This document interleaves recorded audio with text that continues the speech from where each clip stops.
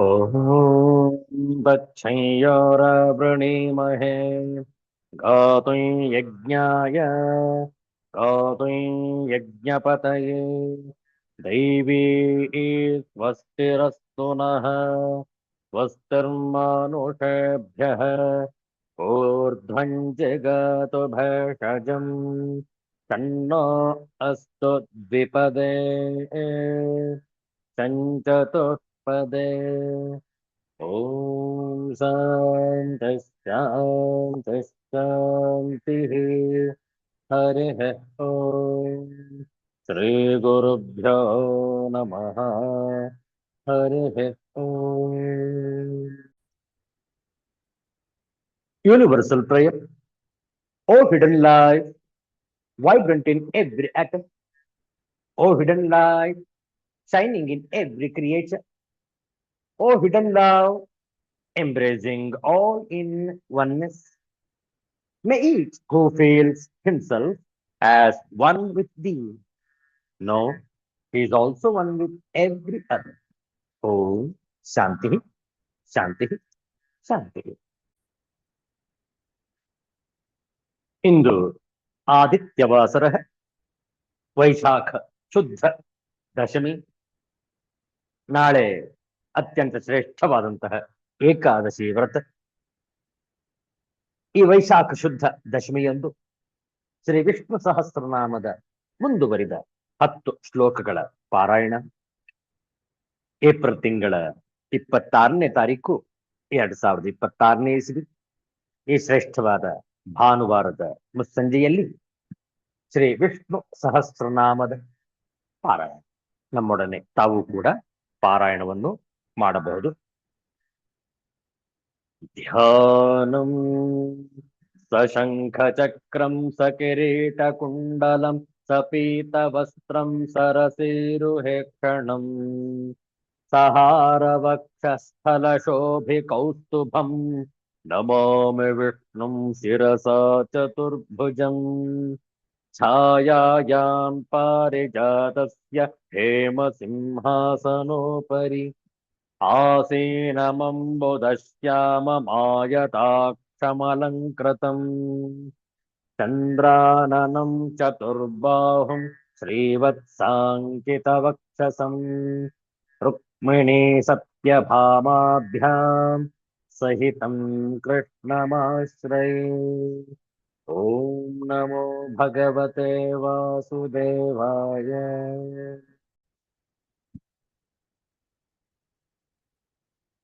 मरेतिर्दमनोऽहंसस्तु पर्णो भुजगोत्तमः हिरण्यनाभस्तु तपाः पद्मनाभः प्रजापतिः अमृत्युः सर्वदृक्सिंहः सन्धाता सन्धिमान् स्थिरः अजो दुर्मर्षणः शास्ता विश्रुतात्मा सुरारिः गुरुर्गुरुतमो धामः सत्यः सत्यपराक्रमः निमिषो निमिषस्त्रग्नि वाचस्पतिरुदारधीः अग्रणीर्ग्रामणे श्रीमान् न्यायो नेता समीरणः सहस्रमूर्धा विश्वात्मा सहस्राक्षः सहस्रपात् आवर्तनो निवृत्तात्मा संवृतः संप्रमर्दनः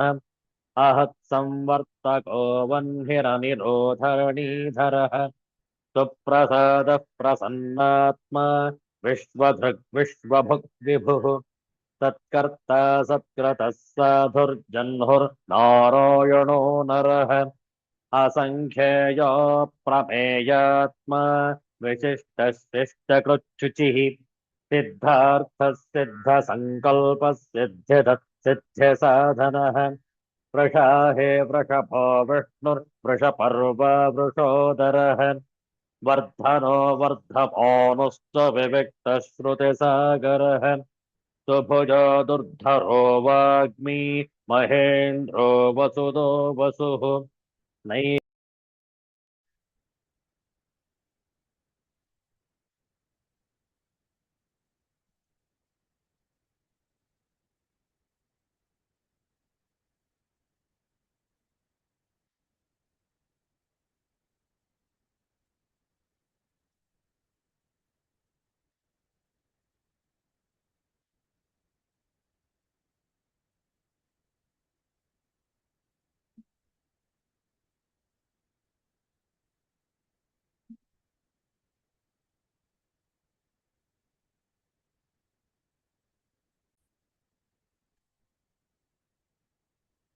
स्वभुजो दुर्धरो वाग्मी महेन्द्रो वसुदो वसुः नैकरूपो बृहद्रूपः शिपिविष्टः प्रकाशनः ओजस्तेजोद्युतिधरः प्रकाशात्मा प्रतापनः रद्दस्पष्टाक्षरो मन्त्रश्चन्द्रांशुर्भास्करद्युतिः ॐ शान्तिः शान्तिः शान्तिः हरिः ॐ श्रीगुरुभ्यो नमः हरिः ॐ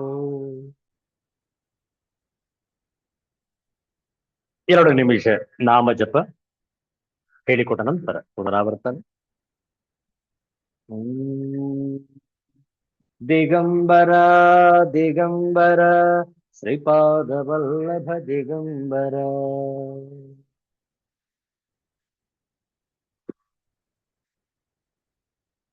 ದಿಗಂಬರ ದಿಗಂಬರ ಶ್ರೀಪಾದವಲ್ಲಭ ದಿಗಂಬರ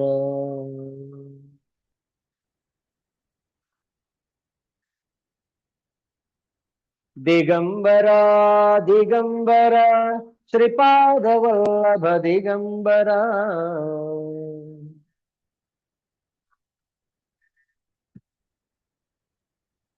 ಬ್ರಹ್ಮ ವಿಷ್ಣು ಮಹೇಶ್ವರ ಶ್ರೀಪಾದವಲ್ಲಭ ದಿಗಂಬರ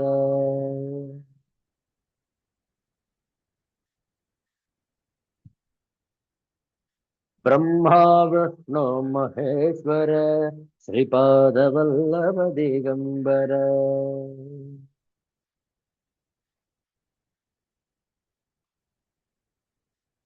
ದಿಗಂಬರ ದಿಗಂಬರ ಶ್ರೀಪಾದವಲ್ಲಭ ದಿಗಂಬರ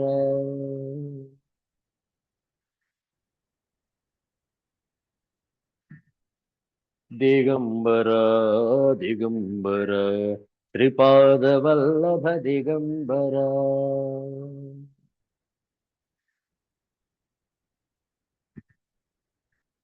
ದಿಗಂಬರ ದಿಗಂಬರ ಶ್ರೀಪಾದವಲ್ಲಭ ದಿಗಂಬರ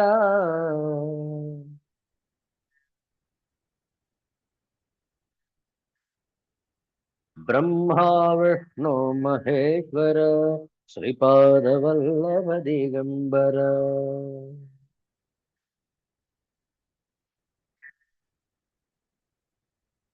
ಬ್ರಹ್ಮ ವಿಷ್ಣು ಮಹೇಶ್ವರ ಶ್ರೀಪಾದವಲ್ಲಭ ದಿಗಂಬರ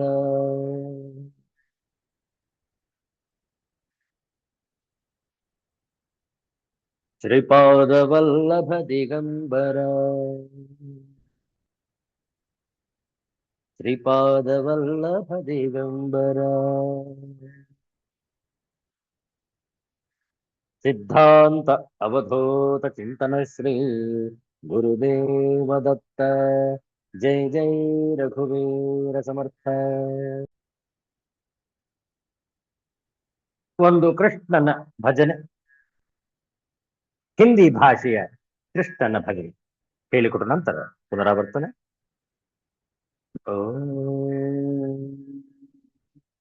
कृष्ण गोविंद गोपाल गाते चलो,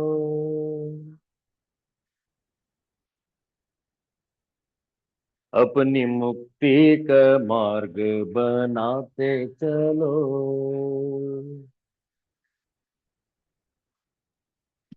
कृष्ण गोविंद गोपाल गाते चलो,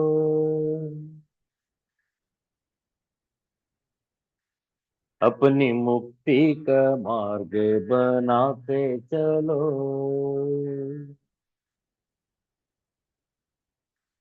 काम करते रहो, नाम जपते रहो,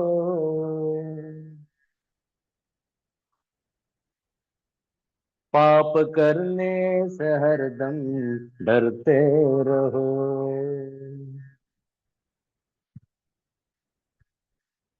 नाम धन का खजाना बढ़ाते चलो,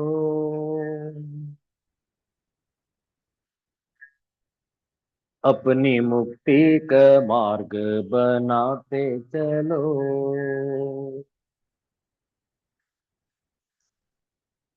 लोग कहते हैं भगवान आते नहीं,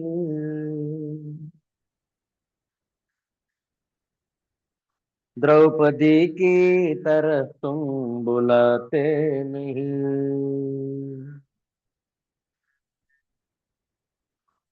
धीर गज की तरह तुम बुलाते चलो,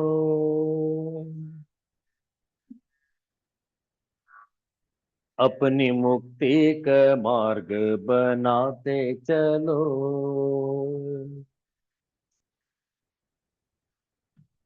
लोग कहते हैं भगवान खाते नहीं,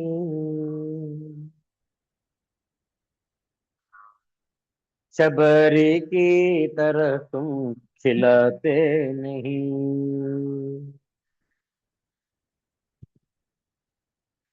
साग जैसे विदुर की खिलाते चलो,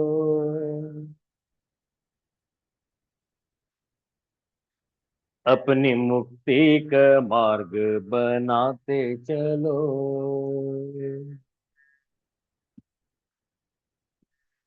सुख में भूलो नहीं, दुख में रो नहीं,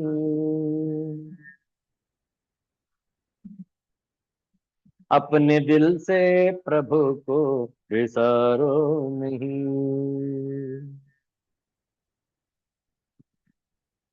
माया जाली को दिल से हटाते चलो,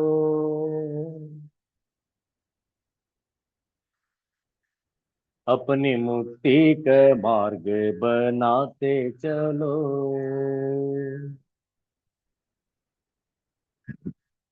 दया आएगी उसको कभी ना कभी,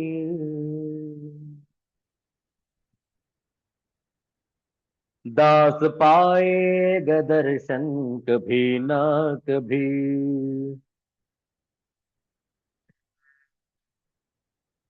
ऐसा विश्वास दिल में जमाते चलो,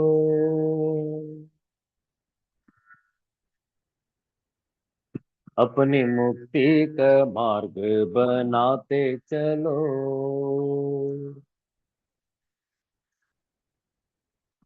कृष्ण गोविंद गोपाल गाते चलो,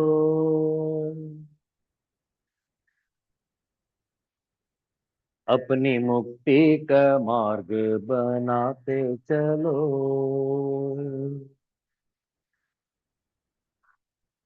अपनी मुक्ति का मार्ग बनाते चलो,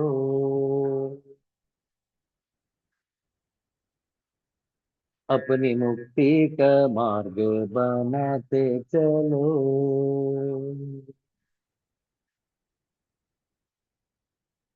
सिद्धांत अवधूत चिंतन श्री गुरुदेव दत्त। जय जय रघुवीर समर्थ श्री सद्गुरुनाथ महाराज की जय। हर हर नमः पार्वती पतये, हर हर महादेव शंभु। ಶ್ರೀಮದ್ಭಗವದ್ಗೀತೆಯ ಸಪ್ತದಶೋಧ್ಯಾಯ 17ನೇ ಅಧ್ಯಾಯ ವಿಚಾರ ಮಾಡಿದ ಕೊನೆಯ ಕೆಲವು ಶ್ಲೋಕಗಳ ಪಾರಾಯಣ ಹೇಳಿಕೊಟ್ಟ ನಂತರ ಪುನರಾವರ್ತನೆ. ಓಂ ಶ್ರೀ ಪರಮಾತ್ಮನೇ ನಮಃ.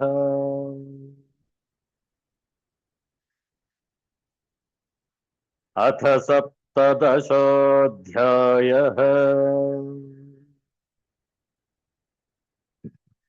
श्रद्धात्रय विभाग योगः.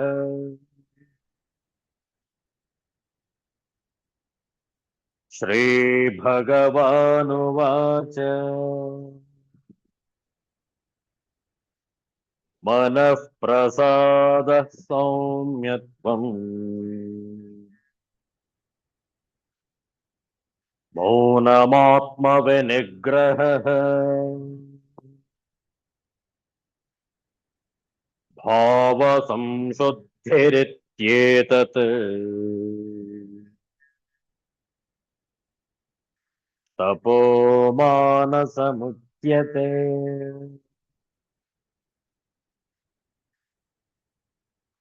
ಶ್ರದ್ಧಯಾ ಪರಯಾ ತಪ್ತಂ ತಪಸ್ತತ್ರ ವಿಧನ್ನರೈಃ ಅಫಲಾಕಾಂಕ್ಷಿಭಿರ್ಯುಕ್ತೈಃ ಸಾತ್ವಿಕಂ ಪರಿಚಕ್ಷತೆ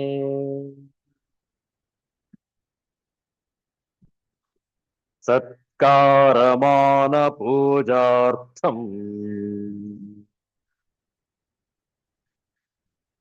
ತಪೋದಂಭೇನ ಚೈವ ಯತ್ ಕ್ರಿಯತೆ ತದಿಹ ಪ್ರೋಕ್ತಂ ರಾಜಸಂ ಚಲಮಧ್ರುವಂ ಮೂಢಗ್ರಾಹೇಣಾತ್ಮನೋ ಯತ್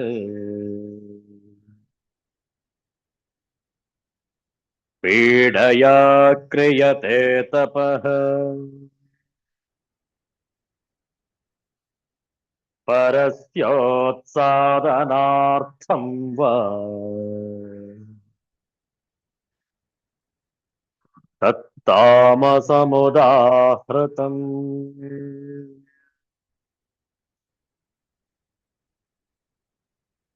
ದಾತವ್ಯಮಿತಿ ಯದ್ದಾನಂ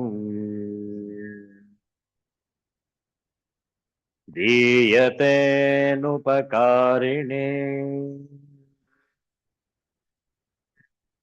ದೇಶೇ ಕಾಲೇ ಚ ಪಾತ್ರೇ ಚ ತದ್ದಾನಂ ಸಾತ್ವಿಕಂ ಸ್ಮೃತಂ ದಾತವ್ಯಮಿತಿ ಯದ್ದಾನಂ ದೀಯತೇನುಪಕಾರಿಣೇ ದೇಶೇ ಕಾಲೇ ಚ ಪಾತ್ರೇ ಚ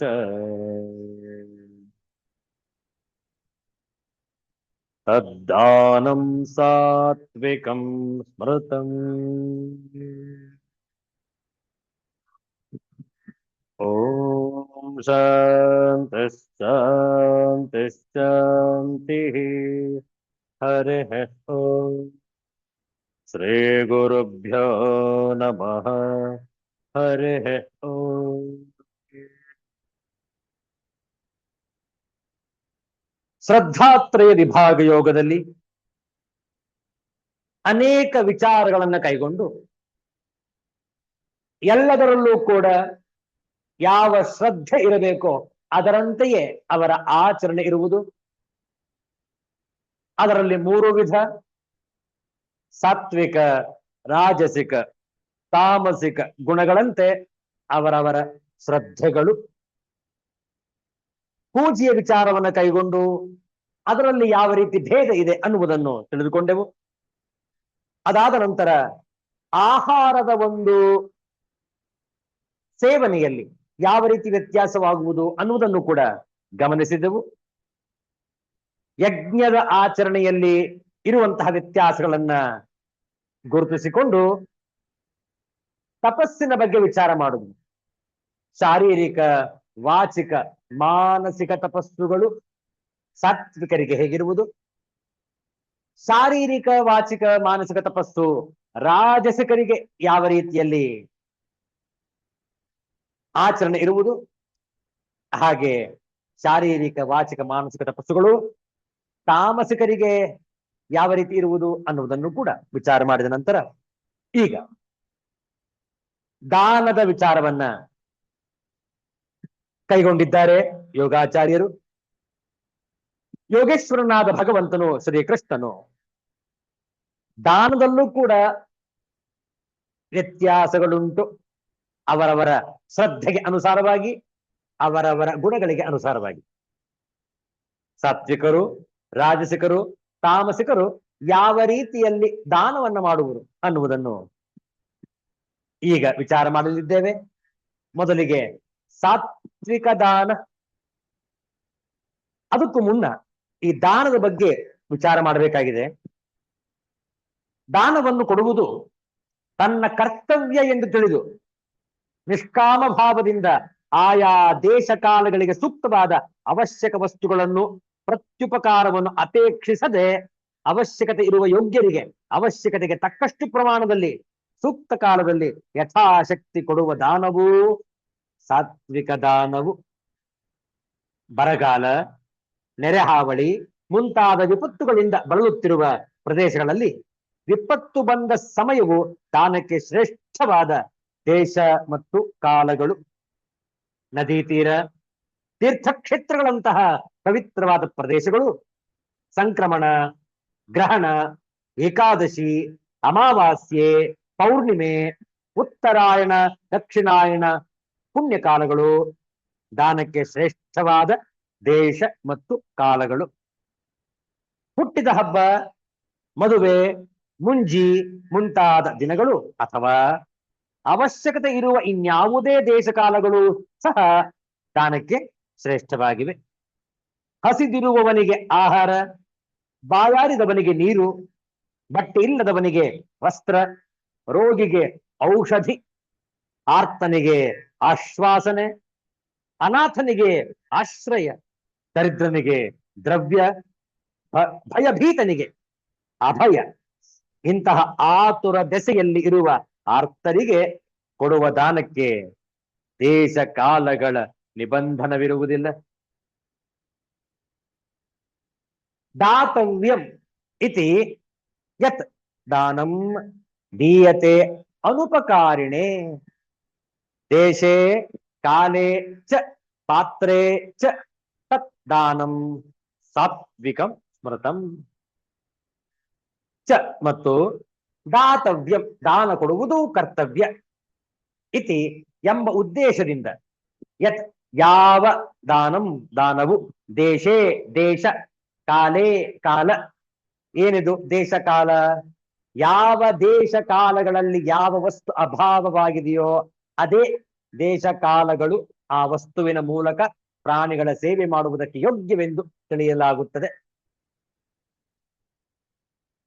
ಚ ಪಾತ್ರೇ ಚ ಪಾತ್ರನು ಒದಗಿ ಬಂದಾಗ, ಏನು ಪಾತ್ರರು ಯಾರವರು ಈ ದಾನಕ್ಕೆ ಅರ್ಹರು ಅಂದ್ರೆ ಹಸಿದವರು, ಅನಾಥರು, ದುಃಖಿಗಳು, ರೋಗಿಗಳು ಮತ್ತು ಅಸಮರ್ಥರು ಹಾಗೂ ಭಿಕ್ಷುಕರು ಮುಂತಾದವರು ಅನ್ನ, ವಸ್ತ್ರ ಮತ್ತು ಔಷಧಿ ಹಾಗೂ ಯಾವ ವಸ್ತು ಯಾರ ಹತ್ತಿರ ಇಲ್ಲವೋ ಆ ವಸ್ತುವಿನ ಮೂಲಕ ಸೇವೆ ಮಾಡಲು ಯೋಗ್ಯ ಪಾತ್ರರೆಂದು ತಿಳಿಯಲ್ಪಡುತ್ತಾರೆ.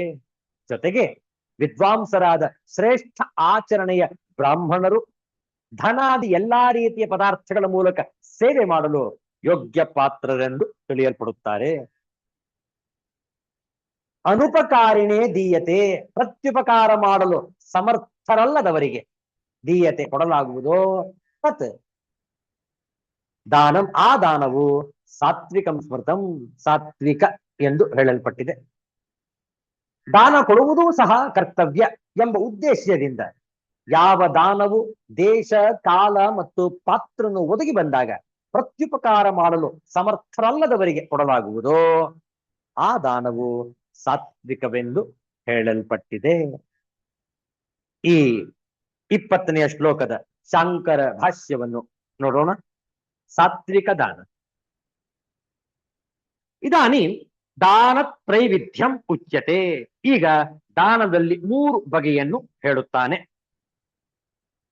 दातव्यम इत्येवं मनः कृत्वा यत् दानं दीयते अनुपकारिणे प्रत्युपकारा समर्थाय प्रत्युपकार असमर्थाय समर्थायापि निरपेक्षं दीयते. देशे पुण्ये कुरुक्षेत्रादौ काले संक्रांत्यादौ पात्रे च षडंगवित् ವೇದಪಾರಗಃ ಇತ್ಯಾದೌ ತದ್ದಾನಂ ಸಾತ್ವಿಕಂ ಸ್ಮೃತಂ. ಭಾಷ್ಯಾರ್ಥ ನೋಡಿಕೊಳ್ಳಿ. ದಾನ ಮಾಡತಕ್ಕದ್ದು ಎಂಬೀ ಪರಿಯಲ್ಲಿ ಮನಸ್ಸು ಮಾಡಿಕೊಂಡು ಅನುಪಕಾರಿಗೆ ಪ್ರತಿಯಾಗಿ ಉಪಕಾರವನ್ನು ಮಾಡಲು ಶಕ್ತನಲ್ಲದವನಿಗೆ, ಶಕ್ತನಾಗಿದ್ದರೂ ಅವನಿಂದ ಯಾವ ಅಪೇಕ್ಷೆಯೂ ಇಲ್ಲದೆ ದೇಶದಲ್ಲಿ ಕುರುಕ್ಷೇತ್ರವೇ ಮುಂತಾದ ಪುಣ್ಯ ಸ್ಥಳದಲ್ಲಿ, ಕಾಲದಲ್ಲಿ ಸಂಕ್ರಾಂತಿಯೇ ಮುಂತಾದ ಉಕ್ತ ಕಾಲದಲ್ಲಿ ಪಾತ್ರನಲ್ಲಿ 6 ಅಂಗಗಳನ್ನು ಬಲ್ಲವನು, ವೇದದ ಪಾರವನ್ನು ಮುಟ್ಟಿದವನು ಮುಂತಾದ ಯೋಗ್ಯತೆಯುಳ್ಳವನಲ್ಲಿ ಹೀಗೆ ಯಾವ ದಾನವನ್ನು ಕೊಡುವರೋ ಆ ದಾನವು ಸಾತ್ವಿಕವೆನಿಸುತ್ತದೆ. ದಾನ ಮಾಡುವುದು ಕೂಡ ಅತ್ಯಂತ ಶ್ರೇಷ್ಠವಾದಂತಹ ಒಂದು ಗುಣ, ನಮ್ಮ ಪಾಪಗಳನ್ನು ಹೋಗಲಾಡಿಸಿಕೊಳ್ಳುವಂತಹ ಒಂದು ವಿಧಾನ ದಾನ. ಅದರಲ್ಲೂ ಸಾತ್ವಿಕ ದಾನ ಅತ್ಯಂತ ಶ್ರೇಷ್ಠ. ಪುರುಷನ ಸ್ವಾತಂತ್ರ್ಯವನ ತೋಳ್ಗಿರುವಷ್ಟು ಪರಿಧಿಯೊಂದರೊಳದರ ಯತ್ನ ಕೆಡೆಯುಂಟು. ತಿರುಗುವುದು, ಮಡಿಸುವುದು, ನಿಗುರುವುದು, ನೀಳುವುದು, ತೊರೆದು ಹಾರದು ತೋಳು ಮಂಕುತಿಮ್ಮ. ತೊರೆದು ಹಾರದು ತೋಳು ಮಂಕುತಿಮ್ಮ. ಮಂಕುತಿಮ್ಮ. ಪುರುಷನ ಸ್ವಾತಂತ್ರ್ಯವನ ತೋಳ್ಗಿರುವಷ್ಟು ಪರಿಧಿಯೊಂದರೊಳದರ ಯತ್ನ ಕಡೆಯುಂಟು. ತಿರುಗುವುದು, ಮಡಿಸುವುದು, ನಿಗುರುವುದು, ನೀಳುವುದು, ತೊರೆದು ಹಾರದು ತೋಳು ಮಂಕುತಿಮ್ಮ. ಮಂಕುತಿಮ್ಮ. ಸ್ವಾತಂತ್ರ್ಯವನ, ಸ್ವಾತಂತ್ರ್ಯವೂ ಅವನ, ತೋಳ್ಗಿರುವಷ್ಟು, ತೋಳ್ಗೆ ಇರುವಷ್ಟು, ಪರಿಧಿಯೊಂದರೊಳದರ, ಪರಿಧಿ ಒಂದರೊಳು ಅದರ, ಯತ್ನ ಕೆಡೆಯುಂಟು, ಯತ್ನಕ್ಕೆ ಎಡೆ ಉಂಟು, ಪರಿಧಿ ಎಟುಕುವ ಮಿತಿ. ಬಹಳ ಸುಂದರವಾದ ವಿಚಾರ ಇದೆ ನೋಡಿ ಈ ಮುಕ್ತಕದ ತಾತ್ಪರ್ಯ. ಮನುಷ್ಯನ ಸ್ವಾತಂತ್ರ್ಯ ಅವನ ಬಾಹುಗಳನ್ನು ಎಷ್ಟು ತಿರುಗಿಸಬಹುದೋ, ಎಷ್ಟು ಮಡಿಸಬಹುದೋ, ಎಷ್ಟು ನೆಟ್ಟಗಾಗಿಸಬಹುದೋ, ಎಷ್ಟು ನೀಟಬಹುದೋ ಅಷ್ಟು. ಬಾಹುಗಳು ದೇಹಕ್ಕೆ ಅಂಟಿಕೊಂಡಿರುವುದರಿಂದ, ಬಾಹುಗಳು ದೇಹಕ್ಕೆ ಅಂಟಿಕೊಂಡಿರುವುದರಿಂದ ಅವನ ಬಾಹುಗಳ ಕಾರ್ಯ ಬಾಹುಳ್ಯಕ್ಕೆ ಒಂದು ಮಿತಿ ಇದೆ. ಆ ಬಾಹುಗಳು ದೇಹದಿಂದ ಬೇರ್ಪಟ್ಟು ಹಾರಲು ಸಾಧ್ಯವಿಲ್ಲ ಎಂದು ಹೇಳುತ್ತಾ ಪ್ರತಿ ಮಾನವನ ಕಾರ್ಯಕ್ಷಮತೆ ಅಥವಾ ಸಾಮರ್ಥ್ಯಕ್ಕೆ ಒಂದು ಮಿತಿ ಇರುತ್ತದೆ ಎಂದು ಹೇಳುತ್ತಾರೆ ಮಾನ್ಯ ಗುಂಡಪ್ಪನವರು ಈ ಮುಕ್ತಕದಲ್ಲಿ.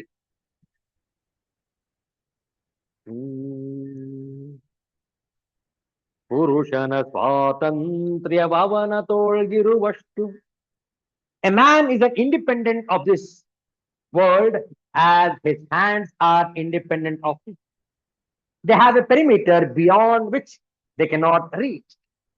Within the limits, they can turn, fold, extend, or spring up. But they cannot leave the body and fly. Mankutimma.